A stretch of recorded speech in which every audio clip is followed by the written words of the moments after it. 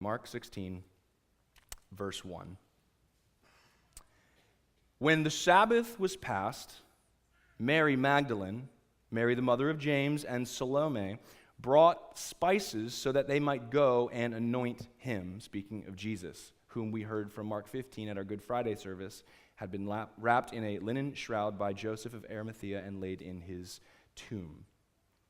And very early on the first day of the week, when the sun had risen, they went to the tomb, and they were saying to one another, "Who will roll away the stone for us from the entrance of the tomb?"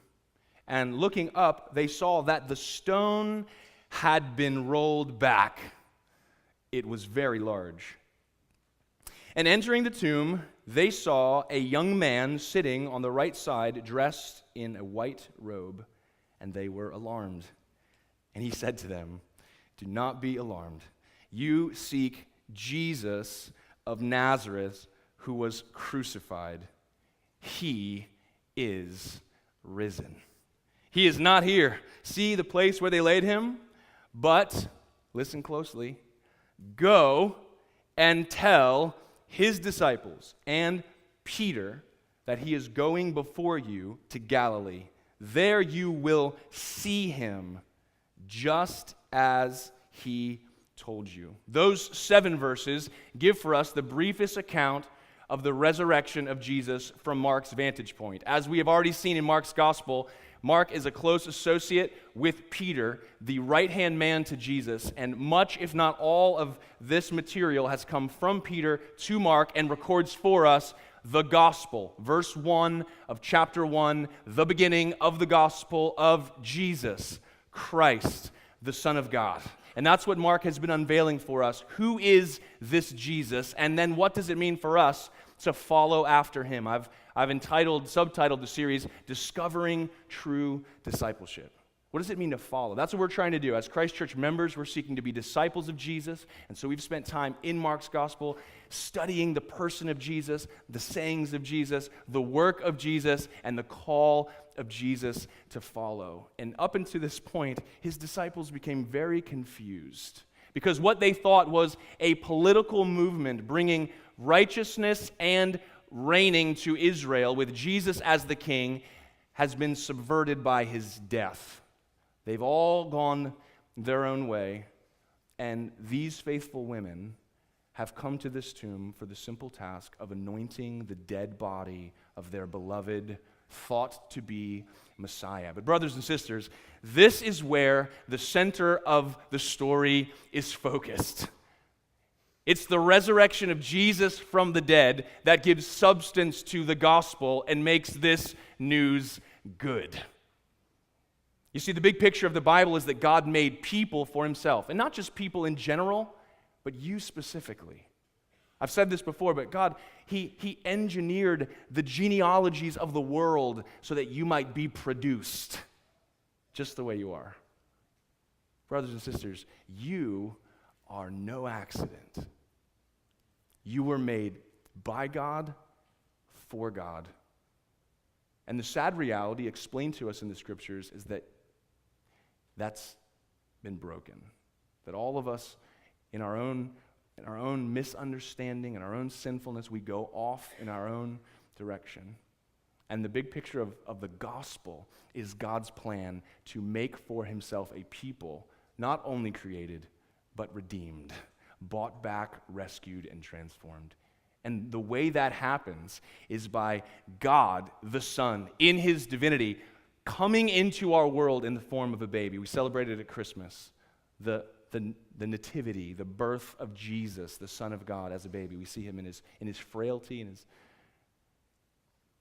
he comes in and he lives this life off the radar, being who God's called him to be, doing what God's called him to do, quietly in a little town called Nazareth. And when God's time was right, he ushered him into a teaching ministry, expressing to Israel who God really is and what God's really like and what God planned. And he starts unveiling the plan of God. And it got him in deep trouble because religious leaders like authority and power more than truth. And in their opposition to Jesus, they decide to kill him.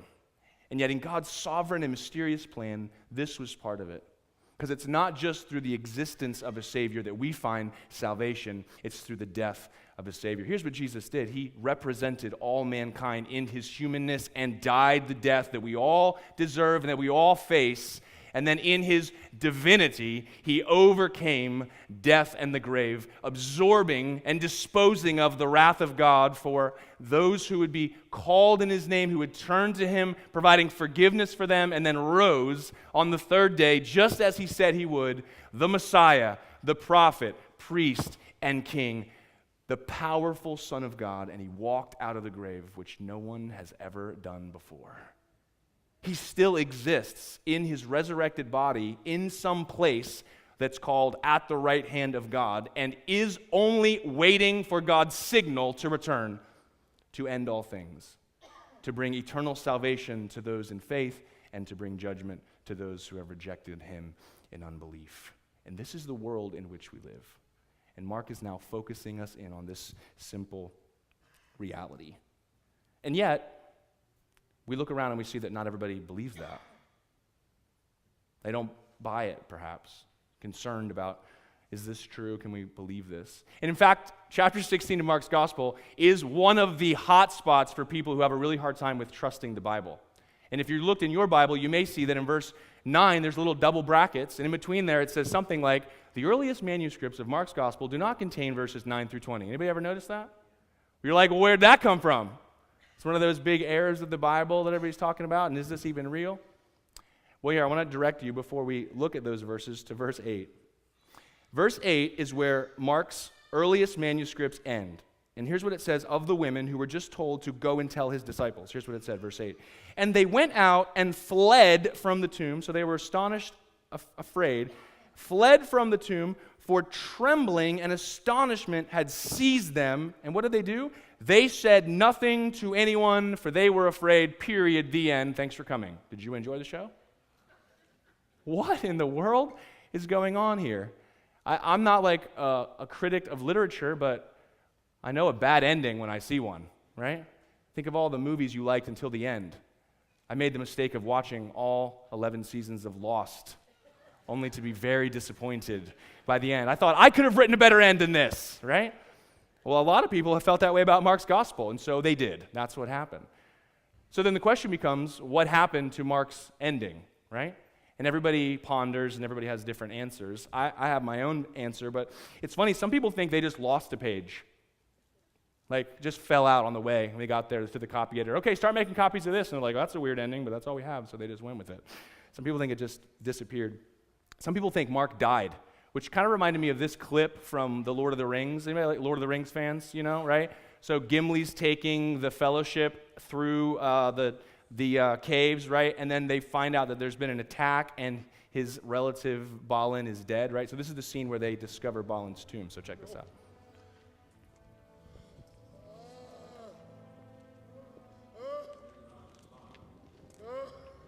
Here lies Balin, son of Hundin, Lord of Moria. He is dead then. It's as I feared.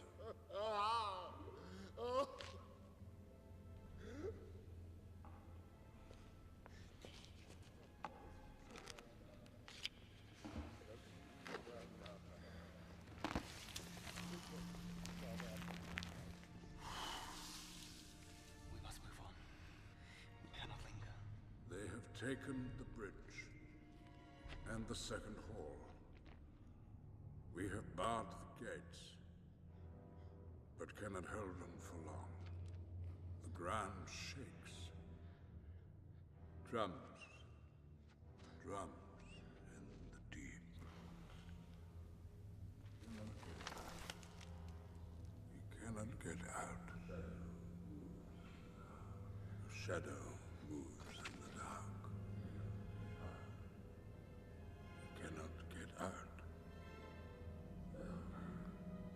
Oh, how dramatic was that? Some of you are going to go home and watch the rest of that movie. Others of you were like, that is more of the Lord of the Rings than I ever cared to see. But is that what happened to Mark's gospel? Did he just kind of trail off at the end, croak, and we're like, okay, well, no more Mark, so that's Mark. It's a wrap, folks. I don't think so. I think actually it's a purposeful literary device. And I believe that the clue to that comes from the way that he began his gospel. I love that when you read Mark chapter 1 and verse 1, it starts with the beginning of the gospel of Jesus Christ, the Son of God. And then Mark establishes for us in 8 chapters the nature of who Jesus says he is, the point at which Peter figures that out, and then the movement that goes forward as he comes to fulfill what nobody expected and what nobody would have figured out. And at his death and resurrection, Mark brings his gospel to an abrupt stop in the context of the first century when Christianity was exploding all over the scene. And what Christians were known for was their fearlessness and the fact that they couldn't stop telling the good news. And it's somewhat ironic that the closing sentence is, they said nothing, for they were afraid. See, I think this book is not only meant to give for us the record from Peter's angle about Jesus, but it's also used as sort of a tract. I mean, you've got to remember, there's no entertainment, there's no movies, there's some drama, there's some plays and things happening, but literature was where it was at. You'd go to a place like this, and we would just read the gospel out loud, and I think anybody who didn't know this story about Jesus and heard it for the first time would have gotten to the end knowing all of these Christians and how they behave, their fearlessness, and the fact that you can't stop them from telling the good news about Jesus. And hear this sentence, and they said nothing to anyone, for they were afraid. And they would have said, well, what else happened then? And I believe Mark purposefully ends here to provoke the interest of those who don't know about Jesus. And I think the ending is actually much more like the ending of the first Matrix movie. Any Matrix fans? Okay, we're going to go the full spectrum of nerdology here. We're going to go right all the way over to Matrix. All right, let's watch this really quickly so you can follow with me. Here we go. I know you're out there. I can feel you now. I know that you're afraid. You're afraid of us. You're afraid of change. I don't know the future. I didn't come here to tell you how this is going to end. I came here to tell you how it's going to begin. I'm going to hang up this phone, and then I'm going to show these people what you don't want them to see. I'm going to show them a world without you. A world without rules and controls, without borders or boundaries. A world where anything is possible. Where we go from there is a choice I leave to you.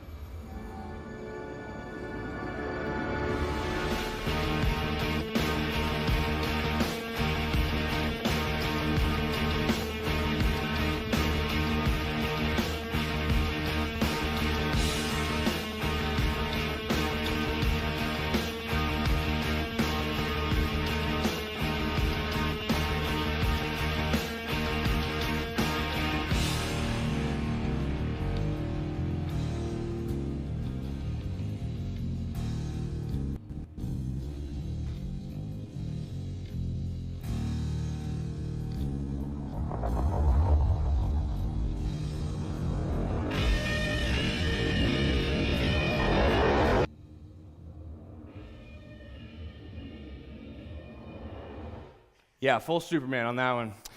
I want to play that theme music every time we leave church, right? Because that's what we're celebrating, what God did, but also what God's doing. And he's doing something right now. And I love that ending to movies that end that way because they say, what's going to happen next? And they can't wait for the sequel. That's what Mark is pointing us to. And there's a really good reason why there's a second edition. How many of you are readers, right? Skip the movies for a little while. All right, we've got some readers in the house, right? Do you own any second edition books? Do you have a favorite book that was written, and then 20 years later, the same author puts out a second edition and adds some things, changes some things, and there's a little thing in the beginning about this as being the second edition? See, that's what we have in Mark's gospel. Some very important things that were transpiring at the time that Mark's gospel was written that everybody knew about.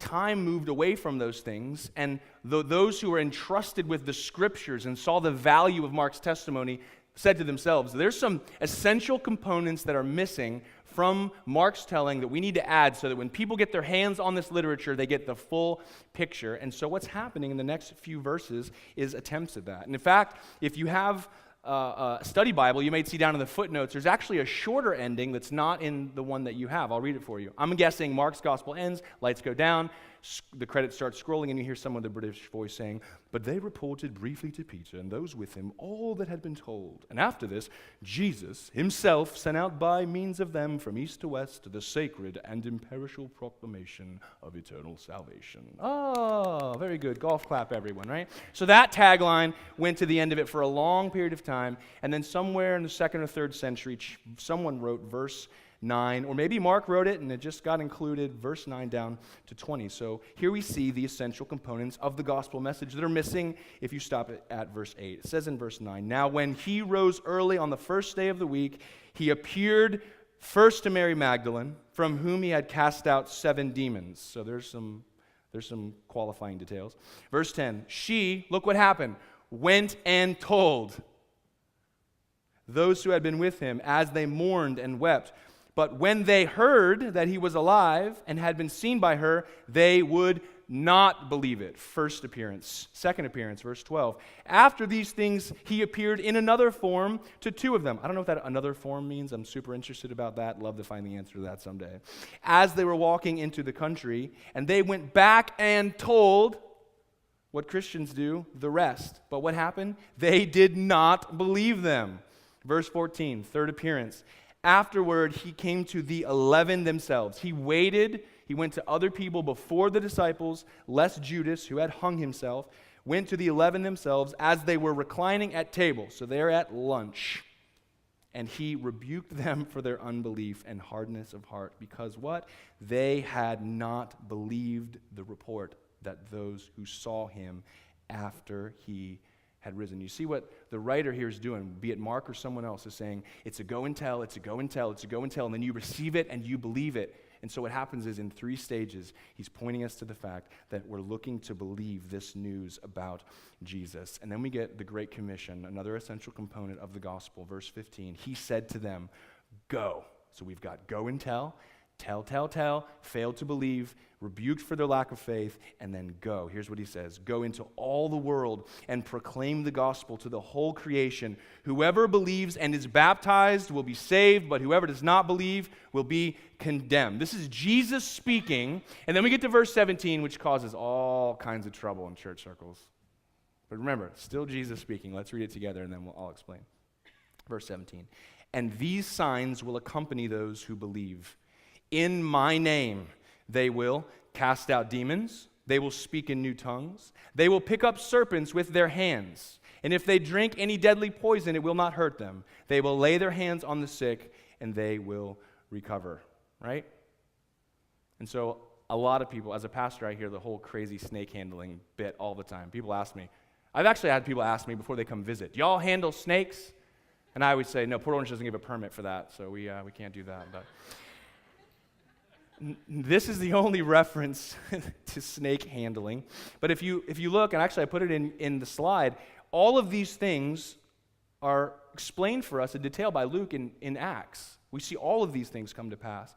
That people who are believing in his name have the power to cast out demons, Acts 5, 8, 16, 19. They'll speak in new tongues. That happened in chapter 2 of Acts, chapter 10, chapter 19.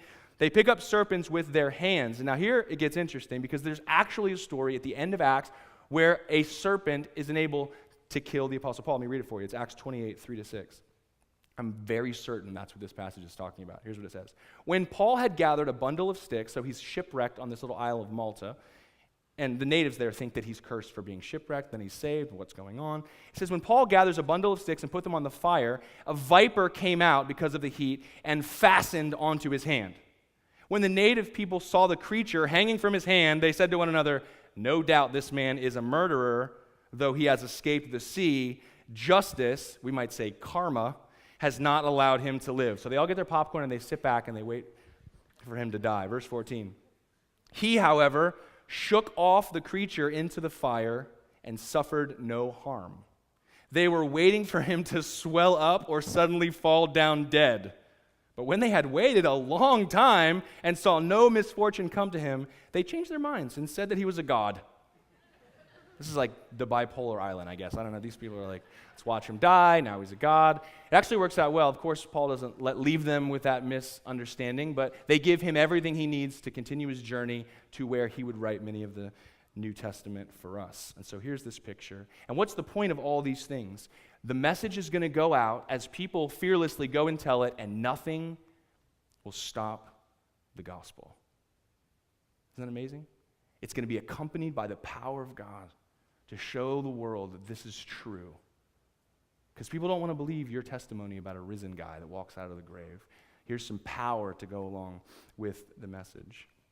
And then the ascension, another essential component, verse 19. So then the Lord Jesus, after he had spoken to them, was taken up into heaven and sat down at the right hand of God, which he said to the Pharisees on the night when he was condemned by them in Mark 14, 61 to 62. You will see the Son of Man seated at the right hand of power and coming with the clouds of heaven. And that hasn't happened yet. That's a reference to his return in judgment. Verse 20, it ends, and when they went out and preached everywhere, while the Lord worked with them and confirmed the message by accompanying signs. What happened? They went out and preached everywhere. And the Lord did something. He worked with them and confirmed the message by accompanying signs. And that's the way Mark's gospel ends, with the activity of Jesus. Now, I think we're at a disadvantage. And the reason I think we're at a disadvantage is because we live in a world that loves bad news. And good news doesn't sell, does it?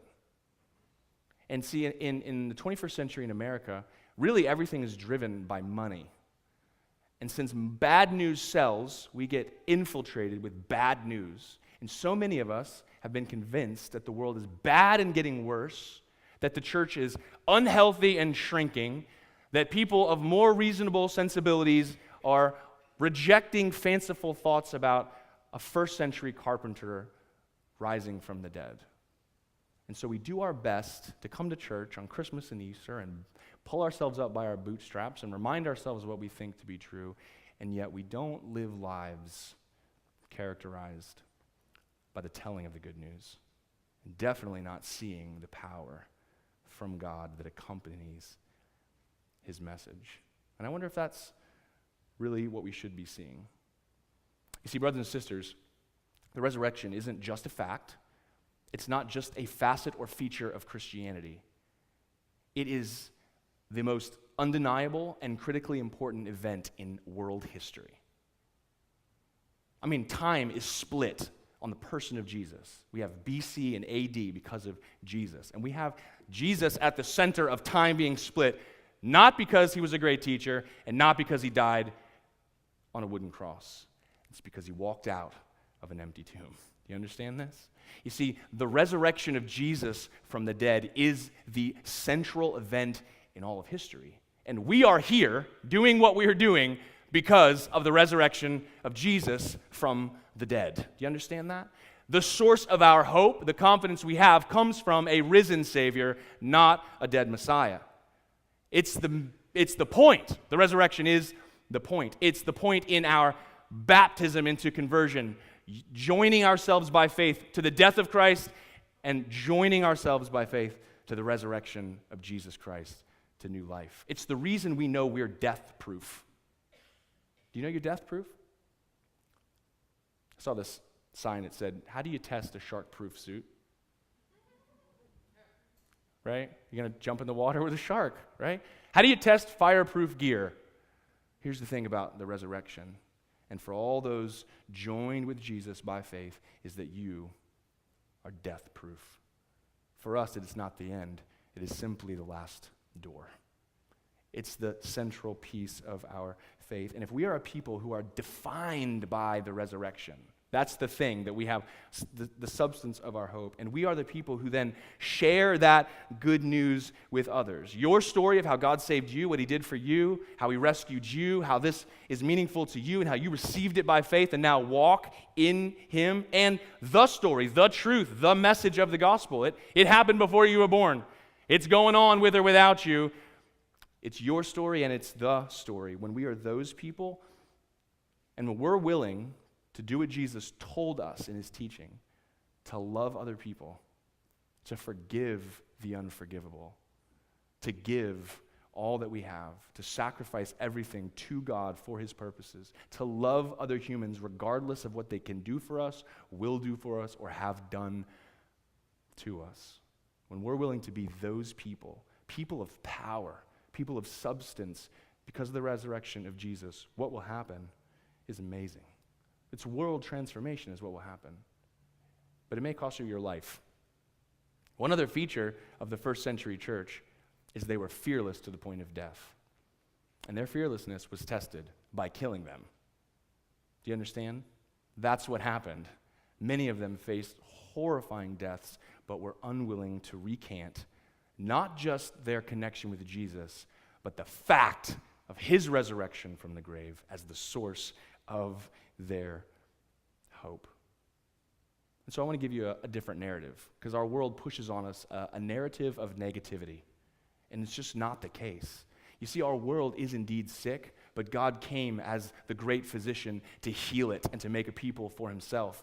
And the beginning of that was the coming of Jesus in a way no one expected, the death of Jesus that all of us deserve, that none of us must die, and the resurrection of Jesus, which is humanly impossible, divinely possible, happened in real time, and in his ascension, he left us.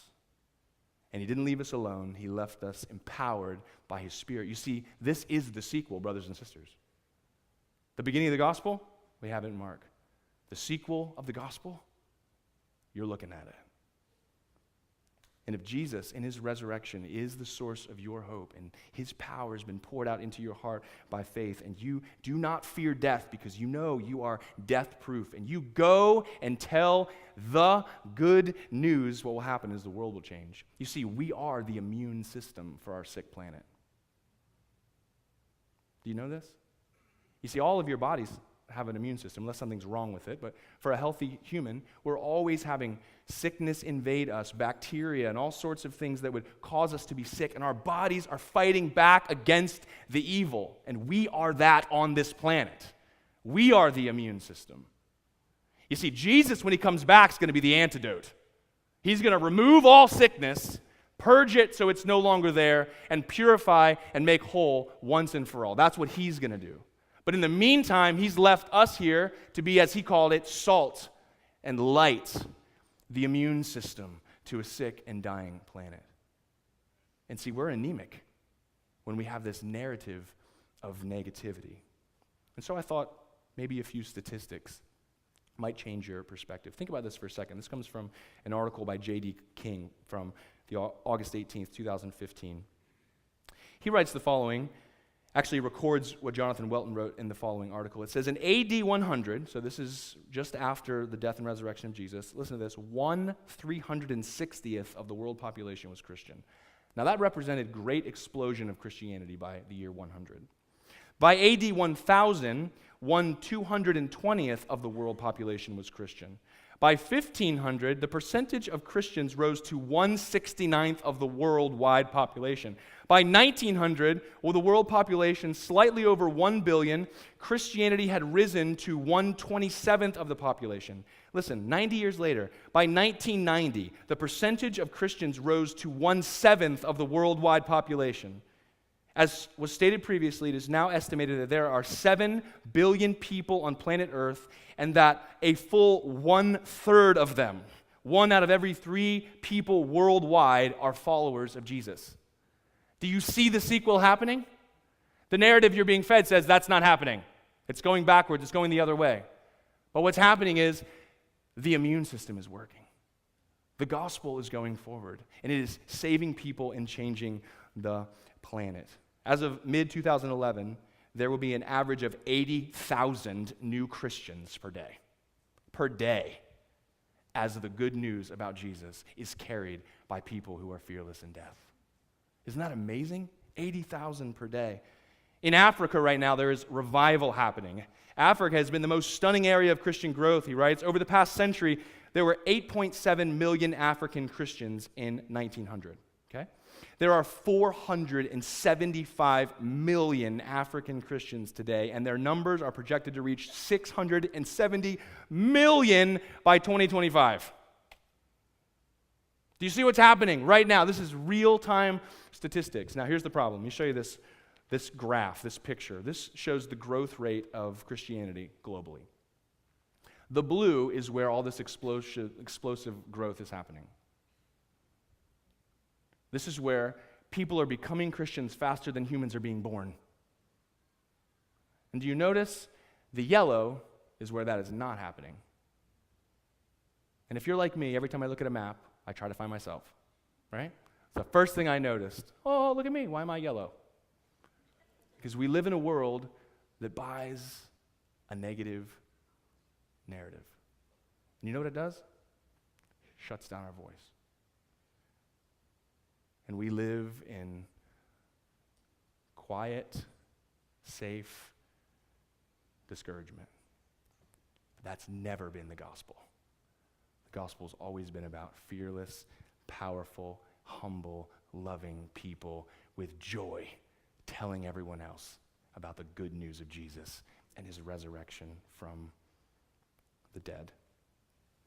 You see, there's a big gap, there's a contrast, and I think it's the reason why Mark ends at verse 8 to get everybody's attention. They said nothing to anyone, for they were afraid. I have this document I'd love to share with you if you'd like to keep it. That records for us the deaths of the apostles. James, the apostle of the Lord, it's great, this is awesome. It's recorded in Acts 12:2, so you can read it. It's in the Bible when James was killed. But Clemens of Alexandrinus and Eusebius both tell how the executioner, who killed James, this is what the history books tell us, the executioner witnessed the courage and unrecanting spirit of James and then was convinced of Christ's resurrection. So dude's like, I'm going to kill you, I'm going to do it. Just say Jesus didn't rise from the dead. No, I'm not going to do it. Kills him. And then he goes, Jesus really did rise from the dead. You know what happened to him? They killed him next. That's amazing. Nothing else makes people act that way, does it? The Apostle Peter, he thought himself unworthy to be crucified like Jesus and asked to be crucified upside down. His brother Andrew was preaching Christ's resurrection far and wide. He too was crucified. The Apostle Thomas, doubting Thomas, hey listen, let me just give you a little heads up. If you're a Christian, when you die and you're received by Christ, awaiting the resurrection from the dead, where all people are raised, you're going to be in the presence of a great cloud of witnesses. If you ever run into Thomas, do yourself a favor and don't be like, oh, doubting Thomas, I heard about you, right? Doubting Thomas. Okay, we had this one little crisis of faith, and now he's doubting Thomas forever, right? Listen to this. After this little crisis of faith, Christ did appear to him, and Thomas believed unto death. Thomas sealed his testimony as he was thrust through with pine spears, tormented with red-hot plates, and burned alive. Who does that? Death-proof people who care about the world and want to be the immune system that God has created us to be. It's powerful stuff, and it's the very substance of what we're celebrating today in 2016. The list goes on and on. And what you see about all these guys, especially the disciples and the apostles you know little about, is they all end up far, far, far away from home. India, Ethiopia, Greece, they set out to bring this good news in their generation. And my question and my challenge to you is, will you do the same? Because, brothers and sisters, we have everything it takes to change that map, to make our country blue. We have everything it takes. The Spirit of God, the good news about Jesus. You have the fearlessness in death and a risen Lord, and that's all it takes, is to go and tell. And so if you're here this morning and you didn't know this good news, or you knew parts of this good news, we've all got good news for you, and today you can be death-proof simply by believing what God has said and receiving what Christ has done. And if you are here this morning and you are a follower of Jesus, I want to rescue you from this narrative of negativity and remind you about the power that is resident in your heart and mind and is engaged in the world around you when you go and tell the good news. Share it with other people. Tell them your story. Tell them how it changed your life forever, and watch it happen. I sure hope that power is there for me if and when I face death and must be fearless. Who knows what will happen? Right now it's pretty easy for us to be Christians, but you never know what the future holds. But I can tell you this, our faith in a resurrected Jesus is what compels us forward to love others and to bring this good news. And it's our faith in the resurrected Jesus that will sustain us on the day when we face either our tormentors in opposition or in ripe old age. God welcomes us home. And that's the hope we have. Amen.